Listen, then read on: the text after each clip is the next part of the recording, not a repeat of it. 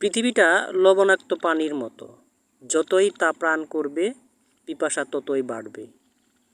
তুমি পাহাড়ের চূড়ার মতো হইও না, কারণ এতে তুমি মানুষকে ছোট দেখবে আর মানুষও তোমাকে ছোট দেখবে। চিরকাল অন্ধকারকে গালমন্দ না করে ছোট্ট একটি বাতি জ্বালানো অনেক ভালো। সব কিছু জানা তোমার জন্য আবশ্যক নয়, কিন্তু যা কিছু বলছ তার সবটুকু সম্পর্কে জ্ঞান থাকা আবশ্যক। কূপে থুতু ফেলো না, কারণ হয়তো কখনো তোমার এ কূপ থেকে পানি পান করার প্রয়োজন হতে পারে।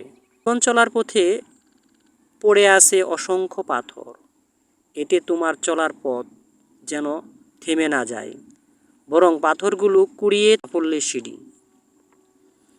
যে হিংসা করে সে সবার আগে নিজের ক্ষতি করে। আত্মতৃপ্তিতে ভোগা সংকীর্ণ জ্ঞানের পরিচয়।